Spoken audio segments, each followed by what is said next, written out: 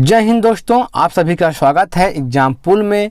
दोस्तों आज का जो हमारा टॉपिक है जो DSSB जूनियर सेक्रेटरीट असिस्टेंट 2 अप्रैल जो फर्स्ट का एग्जाम हुआ है वही हम क्वेश्चन लेके आए हैं। तो यदि आप हमारे चैनल पहली बार आए हैं तो आप हमारे चैनल सब्सक्राइब कर दीजिए, लाइक कर दीजिए, बेल आइकन को प्रेस कर दीजिए, क्योंकि इसी तरह हम आपके लिए क्वेश्चन लाते रहेंगे। तो ठीक दोस्तों, चलते हैं टॉपिक तरफ। हम पहला प्रश्न देखिए, अमेरिका ने 6 अगस्त 1945 को हिरोशिमा पर परमाणु बम गिराया था। तो उस परमाणु बम का क्या नाम था? तो उस परमाणु बम का नाम क्या था? लिटिल बॉय था। और देखिए इससे संबंधित एक प्रश्न और देख लीजिए, अमेरिका ने जैसे देखिए जो अमेरिका ने हिरोशिमा पर 6 अगस्त 1945 को पहली बार परमाणु बम गिराया था और उस परमाणु बम का क्या नाम था? लिटिल बॉय था। उसके 3 दिन बाद अमेरिका ने 9 अगस्त 1945 को नागासाकी पर परमाणु बम गिराया था और उस परमाणु बम का क्या नाम था? फैट मैन था। अगला क्वेश्चन देखिए, जो दूसरा प्रश्न है, सक्रिय ज्वालामुखी कौन सी है? तो सक्रिय ज्वालामुखी है, कोटोपैक्सी है, स्ट्राम्बोली है, माउंट इटना है। ये सब क्या है? ये सब सक्रिय ज्वालामुखी हैं। तीसरा क्वेश्चन देखिए, कॉफ़ी के उत्पादन में भारत का कौन सा राज्य प्रथम है? तो कॉफ़ी के उत्पादन में भारत कौन सा प्रथम है? कर्नाटक है।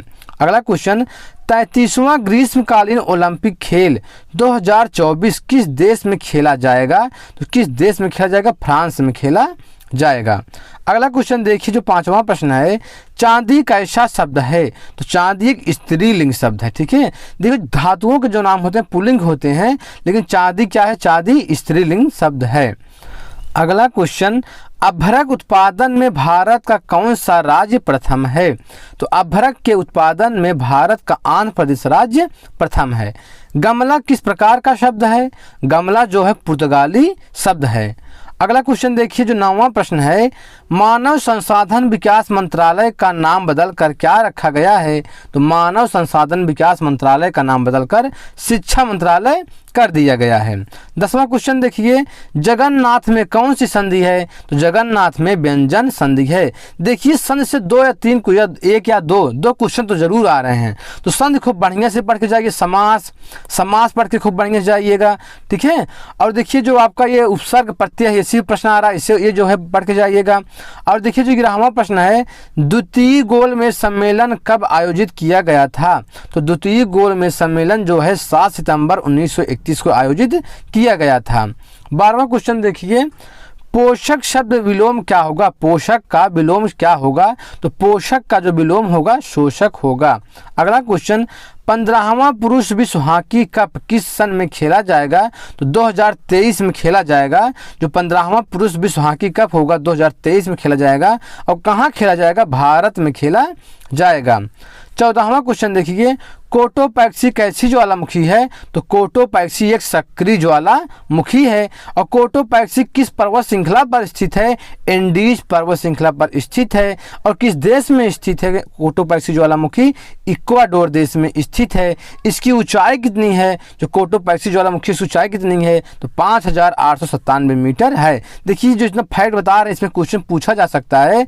और देखिए जो अगला प्रश्न है 15वां प्रश्न, नाटो की स्थापना कब हुई? तो नाटो की स्थापना 1949 में हुई थी। इसका मुख्यालय कहाँ है? तो नाटो का मुख्यालय ब्रुसेल्स बेल्जियम में स्थित है। नाटो में कितने देश शामिल हैं, कितने सदस्य हैं? नाटो में 30 सदस्य शामिल हैं। ठीक है, 30 देश में शामिल हैं। और इसमें देखिए जो 30वां सदस्य बना था, 30वां कौन सा सदस्य बना था? तो उत्तरी मैसेडोनिया बना था। और देखिए जो 16वां क्वेश्चन है, भारत का सर्वाधिक वनावरण प्रतिशत वाला राज्य कौन सा है? तो कौन सा है? मिजोरम है।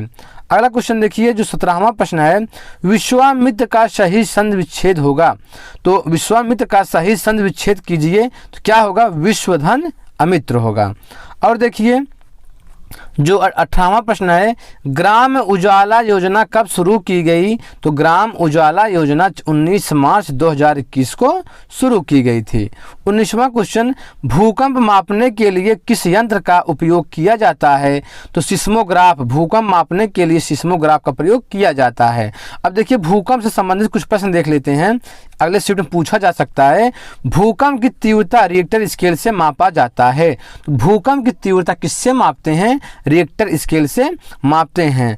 और देखिए भूकंप के कई बार एग्जाम में प्रश्न पूछा गया है, भूकंप आने से पहले वायुमंडल में किस गैसों की मात्रा वृद्धि हो जाती है, किस गैसों की मात्रा में वृद्धि हो जाती है? तो भूकंप आने से पहले जो वायुमंडल में रेडान गैसों की मात्रा क्या हो जाती है? वृद्धि हो जाती है। वायुमंडल में जो है अगर भूकंप आने से पहले रेडान गैसों की मात्रा में वृद्धि हो जाती है।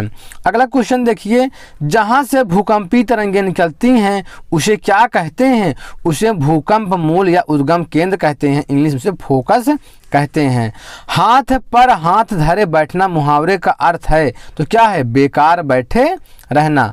अगला क्वेश्चन देखिए जो 22वां प्रश्न है, अनुनासिक का संबंध किससे होता है? तो अनुनासिक का जो संबंध होता है नाक और मुंह दोनों से होता है।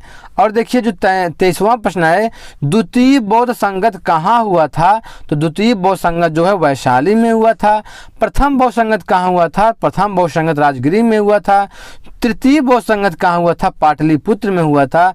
और चतुर्थ बौद्ध संगत जो हुआ था कुंडलवन में हुआ था।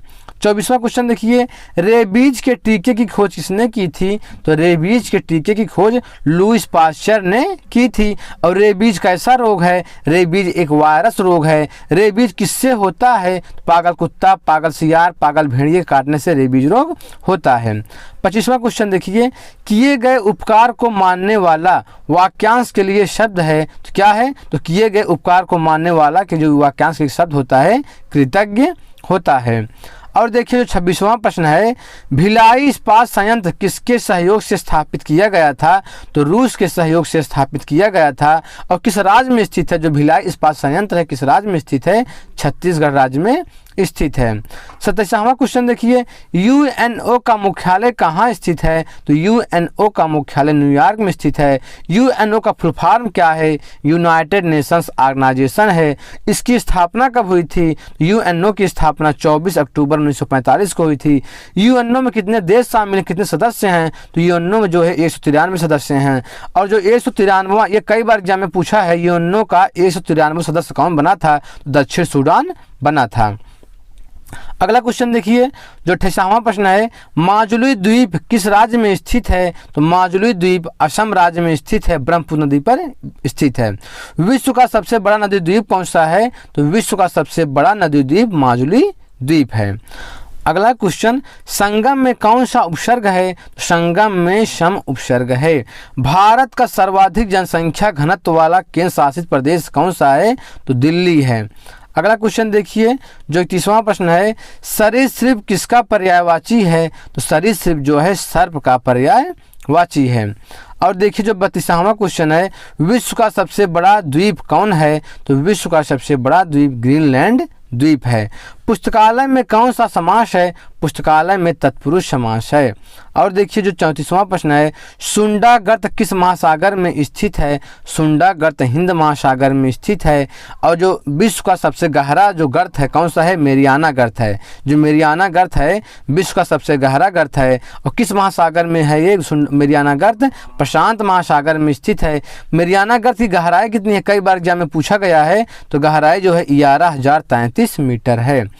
अगला क्वेश्चन देखिए, नीरज चोपड़ा किस खेल से संबंधित हैं? तो नीरज चोपड़ा जो हैं भाला फेंक से संबंधित हैं।